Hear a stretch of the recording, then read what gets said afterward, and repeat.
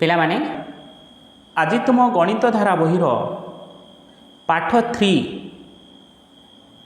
ଯେଉଁ ରହିଛି ବୃତ୍ତ ଓ ୟା ସମ୍ବନ୍ଧୀୟ ମାପ ଆଜି ଆମେ ପଢ଼ିବା। ଏହା ପୂର୍ବରୁ ପାଠ 2 ଆମେ ପଢ଼ିଥିଲେ।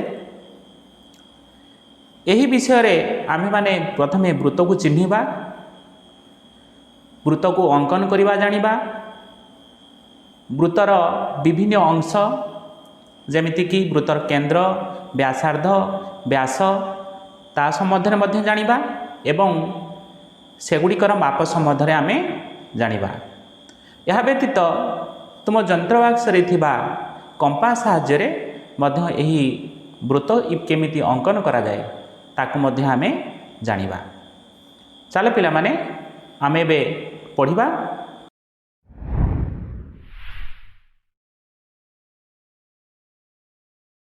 ପିଲାମାନେ ତୁମ ବହିରେ କିଛି ଚିତ୍ର ଅଛି, ତୁମେମାନେ ଦେଖିପାରୁଥିବ। ବିଭିନ୍ନ ଗାଡ଼ିର ଚିତ୍ର। ବିଦ୍ୟାଳୟର ପ୍ରତିଯୋଗିତାରେ ତୁମରି ଭଳିଆ ପିଲାମାନଙ୍କୁ କୁହାଯାଇଥିଲା ଚିତ୍ର ଅଙ୍କନ କରିବା ପାଇଁ।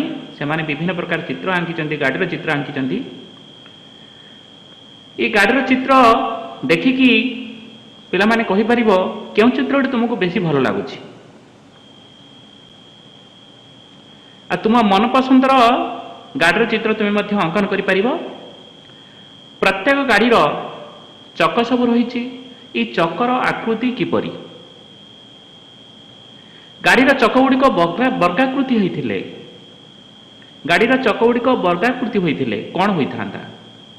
ପିଲାମାନେ ଏ ସମସ୍ତ ଗାଡ଼ିର ଚକଗୁଡ଼ିକ ବୃତ୍ତାକୃତି। ଯଦି ଗାଡ଼ିର ଚକଗୁଡ଼ିକ ବର୍ଗାକୃତି ହୋଇଥାନ୍ତା ତାହେଲେ ଗାଡ଼ି ଗଡ଼ି ନଥାନ୍ତା, ଗାଡ଼ିର ଚକ ଆଗକୁ ଗଡ଼ି ନଥାନ୍ତା ଏବଂ ଗାଡ଼ି ମଧ୍ୟ ଆଗକୁ ଯାଇପାରିନଥାନ୍ତା। ତେଣୁ ଗାଡ଼ିର ଚକ ବୃତ୍ତାକୃତି ହୋଇଛି। ତୁମ ଚାରିପାଖରେ ଯେଉଁ ସବୁ ଜିନିଷ ଦେଖୁଛ, କେଉଁ ଜିନିଷ ଗୁଡ଼ିକ ଏହି ଆକୃତି ବୃତ୍ତ ଭଳି ତା ମଧ୍ୟ ତୁମେ ଏଠି ଲେଖିପାରିବ। ଦେଖ ଏଠି କୁମ୍ଭାର ଏଠି କେମିତି ହାଣ୍ଡି ମାଠିଆ ତିଆରି କରୁଛି, ସେଥିରେ ବୃତ୍ତାକୃତି କିଏ ତୁମେ ମଧ୍ୟ ଜାଣିପାରୁଥିବ। ଏଠି ପାଖରେ ଗୋଟିଏ ତବଲା ରହିଛି, ତାର ଯେଉଁ ଉପରି ଭାଗ ରହିଛି ଧାର, ସେ ମଧ୍ୟ ବୃତ୍ତାକୃତି। ତୁମେ ମଧ୍ୟ ଚାହିଁଲେ এই ବୃତ୍ତ ଅଙ୍କନ କରିପାରିବ। ତୁମେ କାଗଜ ଉପରେ ଗୋଟିଏ ଚୁଡ଼ି ନେବ, ତାପରେ କ'ଣ କରିବ ନା এই ଚୁଡ଼ିର ଧାରରେ ପେନସିଲରେ ଗାର ପକାଇବ। ତାପରେ ଚୁଡ଼ିକୁ ଉଠେଇ ନିଅ, ଦେଖିବ କାଗଜ ଉପରେ ଯେଉଁ ଚିତ୍ରଟି ପାଇବ ତାହା ହିଁ ହେଉଛି ବୃତ୍ତ। ତାପରେ ତୁମେମାନେ ରାସ୍ତାରେ ଗଲାବେଳେ ବିଭିନ୍ନ ପ୍ରକାରର ଚିତ୍ର ଦେଖିଥିବ, ଯେଉଁଟାକି ଲେଖା ହେଇଥିବ ଏହିପରି ଚିତ୍ର ସବୁ ତୁମ ବହିର ଯେମିତି ଦେଇଛି। ସିଧା ଯିବା ମନା, ପ୍ରବେଶ ନିଷେଧ, ଆଗ ଗାଡ଼ିକୁ ଅତିକ୍ରମ, ଓଭରଟେକିଂ କରିବା ମନା, ଗାଡ଼ି ବେଗର ସୀମା। ଏସବୁ ଗାଡ଼ି ବେଗର ସୀମା ଏଠି 50 କିଲୋମିଟର ଦେଇଛି। ଏମିତି ସବୁ ଚିହ୍ନ ସବୁ ଦେଖିବାକୁ ମିଳୁଥିବ, ତୁମେମାନେ ଦେଖିଥିବ। ଏହି ବୃତ୍ତାକୃତି ଭିତରେ ବିଭିନ୍ନ ପ୍ରକାରର ଚିହ୍ନ ତୁମେମାନେ ଦେଖିବାକୁ ପାଇବ। ତାପରେ ତୁମେମାନେ ମଧ୍ୟ ନିଜେ ଚାହିଁଲେ ମଧ୍ୟ ବୃତ୍ତ ଅଙ୍କନ କରିପାରିବ। ଗୋଟିଏ ସୂତା ନେବ, ସୂତାର ଦୁଇ ମୁଣ୍ଡରେ ଦୁଇଟି କଣ୍ଟା ବାନ୍ଧିଦେବ, ଗୋଟିଏ ମୁଣ୍ଡକୁ ଭୂଇଁ ଉପରେ ପୋତିଦେବ ଏବଂ ଆଉ ଗୋଟିଏ କଣ୍ଟାକୁ ଧରି ତୁମେ ସେଇ କଣ୍ଟାର ଚାରିପାଖରେ ଯଦି ଗାର ଟାଣିବ, ସେଇଟା ମଧ୍ୟ ତୁମ ପାଇଁ ଗୋଟିଏ ବୃତ୍ତ ହେବ। ତୁମେ ମଧ୍ୟ ଏଇଟାକୁ ଚାହିଁଲେ ଅଙ୍କନ କରିପାରିବ। ପିଲାମାନେ ତୁମେମାନେ ଭୂମି ଉପରେ ଯେଉଁ ବୃତ୍ତ ଆଙ୍କିବା କଥା ମୁଁ କହୁଥିଲି, ଦେଖ ସେହିପରି ଗୋଟିଏ ବୃତ୍ତ ମଧ୍ୟ ଏଠି ତୁମ ବହିରେ ଅଙ୍କନ କରାଯାଇଛି, ତାକୁ ମଧ୍ୟ ତୁମେ ଦେଖିପାରିବ। ଏହି ବୃତ୍ତଟିର ବିଭିନ୍ନ ଅଂଶକୁ ଆମେ ଜାଣିବା। এই ଯେଉଁ ବୃତ୍ତ ଅଙ୍କନ ହେଇଛି, ତୁମେମାନେ ପ୍ରଥମେ ଯେଉଁ ସୂତାର ଗୋଟିଏ ମୁଣ୍ଡକୁ କଣ୍ଟା ସାହାଯ୍ୟରେ ପୋତିଲ, ସେଇ ଯେଉଁ ମୁଣ୍ଡଟି କଣ୍ଟା ପୋତା ହୋଇଛି, ତୁମେମାନେ ସୂତାର ଗୋଟିଏ ମୁଣ୍ଡକୁ कंटारे बांधी जे भूमि उपर पोति जोटी पोति सेटा है वृत्तर केन्द्र। जमीती कि एठी केन्द्र बिंदु एठी लिखा जाइछि जो चिन्हट करुच्ची यहाँ हूँ वृत्तर केन्द्र। तापरे ए केन्द्र बिंदु ठारू ए वृत्त उपरे जेकोसी बिंदु को आम जी जोग करवा सेटा हूँ वृत्तर व्यासार्ध। वृत्तर केन्द्र बिंदु और वृत्त उपरिस्थ एक बिंदु को जोग करुवा रेखाखंड को एक व्यासार्ध कहुए। तेणु एटी आम जी व्यासार्ध कहवा ताहले एटा हूँ व्यासार्ध। आउर व्यासार्ध अंकन करी ये गोटे व्यासार्ध। गोटे वृत्तर केतोटी व्यासार्ध हो पार ना गोटे वृत्तर असंख्य व्यासार्ध हो पार। वृत्त पर जेहेतु असंख्य बिंदु अच्छी आम से असंख्य बिंदु को वृत्तर केन्द्र सहित जोग कले आमर असंख्य व्यासार्ध हो पार। ताहले पिला माने आमे वृत्त कथा जानिले एवं वृत्तर केन्द्र बिंदु कथा जानिले एवं वृत्तर व्यासार्ध कथा आमे जानिले। एठी तुम बही रे किछि वृत्त दिया जाइछि। वृत्तरे आमे व्यासार्ध आंकिबा एवं प्रत्येक वृत्तर व्यासार्धर दैर्घ्य आमे निर्णय करिबा। देख पिला माने ये जो प्रथम चित्र रे आमे जदि व्यासार्ध आंकिबा ए केन्द्र बिंदु वृत्त उपरे जेकोसी बिंदु को आमे जदि जोग करिबा ताहले कौन हो ना सेटा हो वृत्तर व्यासार्ध। जमीती कि मु गोटे व्यासार्ध अंकन कली एठी मध्य मु गोटे व्यासार्ध अंकन कली एठी मध्य मु गोटे व्यासार्ध अंकन कली। तापरे ए व्यासार्ध को तुम माने स्केल साहाय्य मध्य तार दैर्घ्य मापि पारिबो। मन रखिबो स्केल मापिला बेले ए जो व्यासार्धर गोटे मुंड को स्केल जो शून लेखा हो से शून उपर रखिब शून सीधार जो गार थी तापर देखिब यार दैर्घ्य केते होचे। या पूर्व आम पढ़ी केमिति गोटे रेखाखंड को आम मापिबा। तापर पिला माने आम देखिबा पिला माने तुम माने चाहिए मध्य गोटे कागज रे वृत्तर केन्द्र मध्य निरूपण करि परिबो। गोटे वृत्ताकृति कागज नेब ताकू ठीक मझिरु भांगी देव जेमिति कि दुईटी जाक धार दुईटी जाक भागर धार मिसीजिव। यही भाग धारटी वृत्तर गोटे व्यास जमीती चित्र दर्शाई यहाँ हूँ गोटे वृत्तर व्यास। तापर कौन कर यहाँ सेपरी आउ थे जी आम मझिरू भांगीदे थे भांगी सारापर आउ थे जी मझिरू आम भांगीदे सेटा हो भांगी सारा पर ताकू जदि आम सीधा खोलीदेवा देखा दुईटी सीधा भांग पड़ी सीधा भांग परस्पर को छेद करुछंती से छेद बिंदुटा होउछि वृत्तर केन्द्र। तापर पिला माने आमे मध्य ज्यामिति बाक्स रे कंपास साहाय्य रे आमे मध्य वृत्त अंकन करि परिबा। आमे कंपास साहाय्य रे केमिति अंकन करिबा आमे देखिबा। पिला माने तुमर यंत्र बाक्स रे एइपरि दुईटी गोड़ थिबा यंत्र गोटे रही जोटा कि जहाँ को कंपास कहुए। ये कंपास साहाय्य तुम मैंने वृत्त अंकन करमती कि गोटे गोड़े कौन हो ना गोटे गोड़े ये तुम मान पेनसिल खंजा जाइए आउ गोटे मुन रही जोटा कि खाता उपरे स्थिर होइकी रहिबो। एमती तुम मैंने वृत्त अंकन कर जो मुन रही खाता उपरे ताकू स्थिर करके रखिबो एवं जो पेंसिल लगी ताकू कौन करिवो ना चारिपटरे एमती बुलेइबो। चारिपटरे एमती बुलेइले गोटे वृत्त होइजिवो। एटा हे गला तुमर कौन ना एटा हे गला गोटे वृत्त। ये जो मुन रही जो स्थान रे मुन रही से स्थान को आम कौन कहवा ना ये जो स्थान को आम कहवा केन्द्र वृत्तर केन्द्र। ये वृत्त उपरे असंख्य बिंदु रही तेणु मन करतु आम यही बिंदु को आम जोग करवा जदि स्केल साहाय्य आम जदि जोग करवा ताहले एटा हो कौन ना एटा हो गला वृत्तर व्यासार्ध। एटा हो गला व्यासार्ध।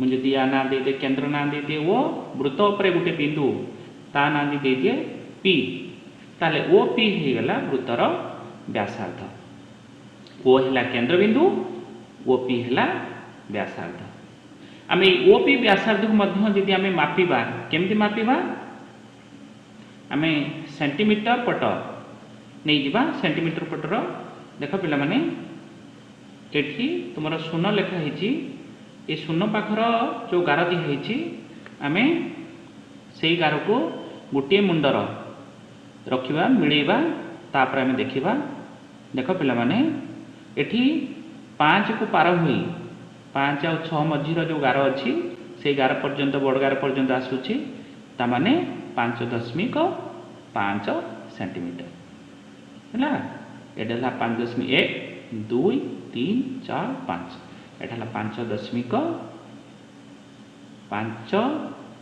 सेंटीमीटर आम एमती वृत्त अंकन कर तार व्यासार्ध को मापी पारिबा जदि निर्दिष्ट व्यासार्ध विशिष्ट वृत्त अंकन करने कहुई आम वृत्त अंकन करिपारिबा मन करंतु कहुई जे 2 सेंटीमीटर बा 3 सेंटीमीटर व्यासार्ध विशिष्ट गोटे वृत्त अंकन कर एमती आम अंकन करिपारिबा ये जो मुन रही कंपास जो मुन रही मुन को आम ठीक शून्य पाखर जो गार अच्छी से गार उपरे रखिबा बा शून्य पाखर एमती रखिबा जेते सेंटीमीटर कही तो 3 सेंटीमीटर कही कि 4 सेंटीमीटर कही कि 5 सेंटीमीटर कही मन करूँ 4 सेंटीमीटर कही ये 4 सेंटीमीटर पाखर 4 पाखर आम पेनसिल मन को रखा रखी सारा पर आम कौन करवा एमती तार मुन को कंपास मुन को स्थिर रखिकी एमती वृत्त आम अंकन करिपारिबा एटा हला 5 सेंटीमीटर व्यासार्ध विशिष्ट गोटे वृत्त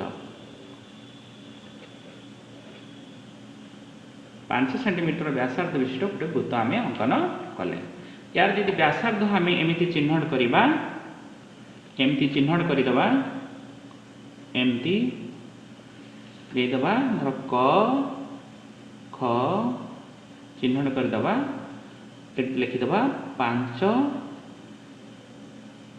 सेंटीमीटर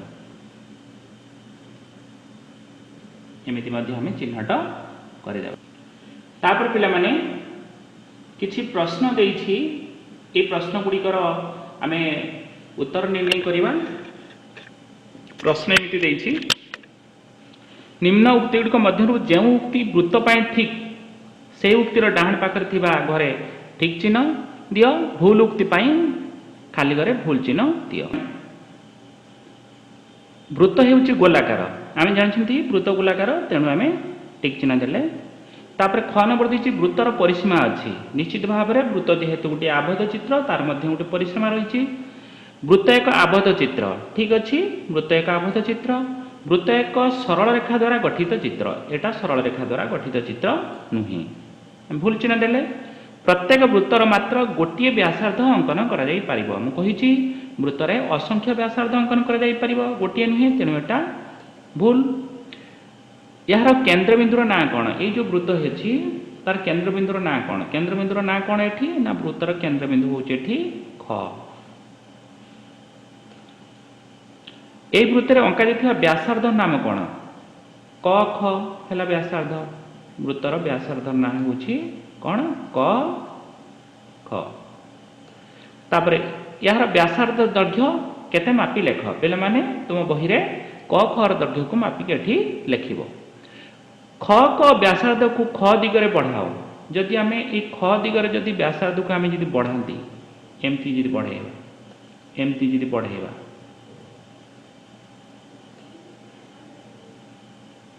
एमती जदि बढ़ाती बढ़ेबारु वृत्त को जो इंद्र छेद करुच्ची तार नाम ग दियो जोटी छेद कला तार नाम आम कौन देदेबा मन कर या ना देदेबा आम एठी से कहूँ ग दियो आम ग देदेले तापर कौन कही पिला माने एठी क ग एटा कौन हो गला ना क ग एठी वृत्तर व्यास हो गला। मन रखिबो वृत्तर व्यास होउची व्यासार्धर 2 गुण।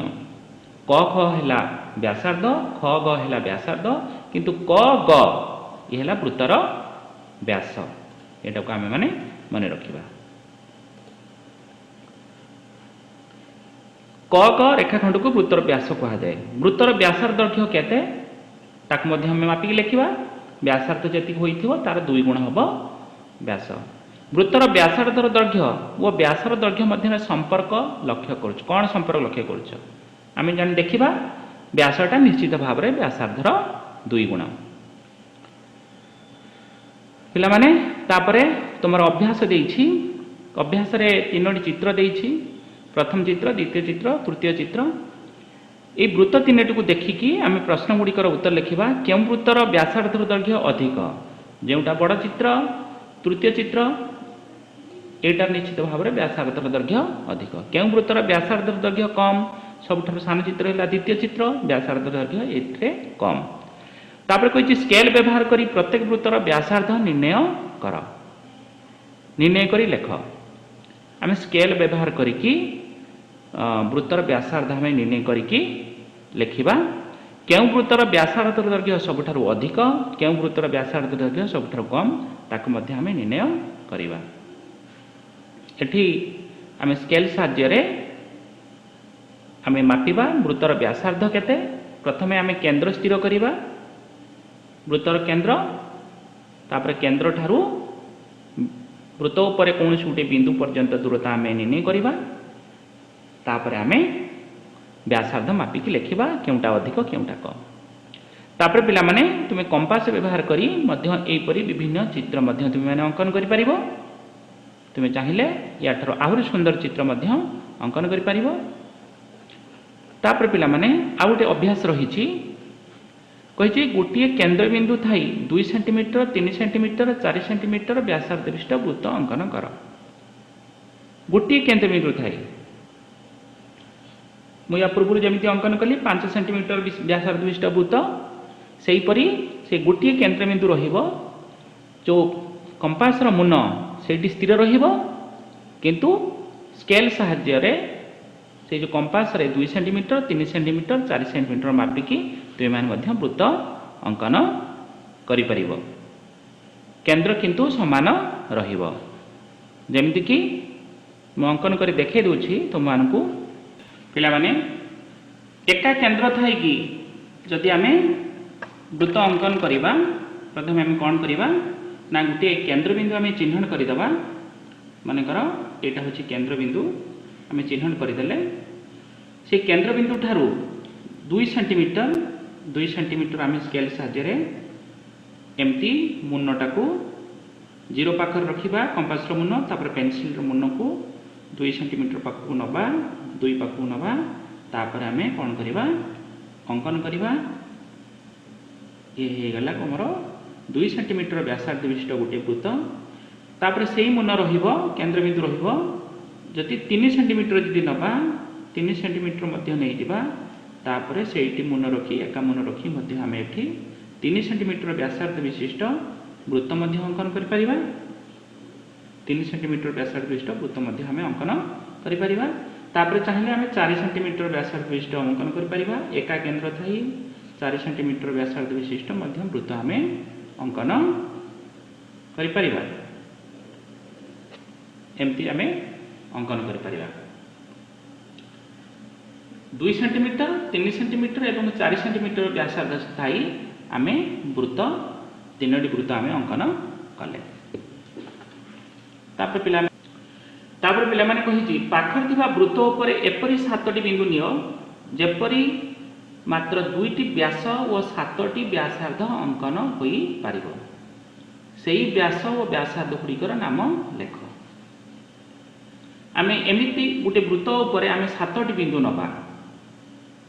2टा व्यास एवं 7टी व्यासार्ध अंकन होई पारे। एठी गोटे व्यासार्ध माने गोटे वृत्त अंकन करी। वृत्त अंकन करने मानेकर एटा गोटे वृत्त मु अंकन कली। ये वृत्त अंकन कली ये वृत्त उपरे मु 7टी बिंदु नेबी 7टी बिंदु नेबी एवं 2टी व्यास एवं 7टी व्यासार्ध जमिति हबो मानेकर एटा होची वृत्तर केंद्र एटा हला वृत्तर केंद्र। प्रथमे मु कोन करिवि जो 2टी व्यास कहिची मु एठी एमटी विपरीत भाव रे 2टी बिंदु नै कि गोटे व्यास अंकन करदेली पुणी एमटी 2टी बिंदु नै कि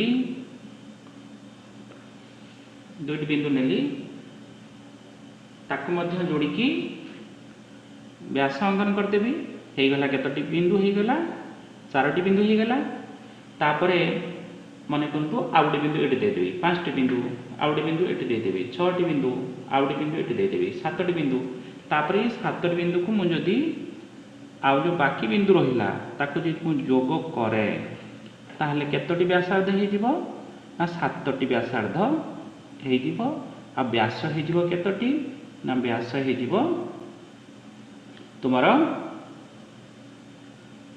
2टी व्यास हे जिवो ताले 1 2 3 4 5 6 7 7टी व्यासार्ध हैला आ व्यास मध्य 2टी हैला मेठी 7टी बिंदु नै छी ताकु जदि मो नाम दे दिए एठी क नाम दे देबी वृत्तर केंद्र एठी दे देबी ख ग घ ङ च छ ज एमती जदि नामकरण जदि करे ताहले व्यास के हैला व्यास हैला तुमरा ज घ आ ख च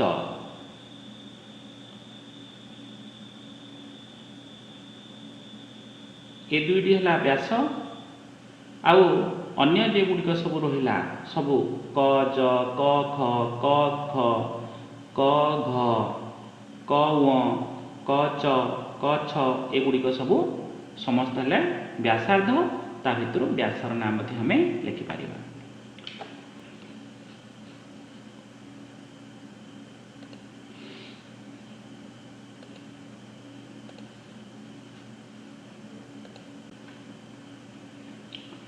पिला माने जे कहिछि व्यासर नाम व्यासार्धर नाम आमे लिखि पारिबा कोई देखि कि आमे चित्र आंकी कि आमे लिखि पारिबा तापर कहिछि चित्र रे प्रथम वृत्तर व्यासार्ध किए देख एठी पिला माने जो चित्र देछि प्रथम वृत्तर व्यासार्ध किए च झ हैला प्रथम वृत्तर व्यासार्ध द्वितीय वृत्तर व्यासार्ध किए ना छ आ ज हैला द्वितीय वृत्तर व्यासार्ध।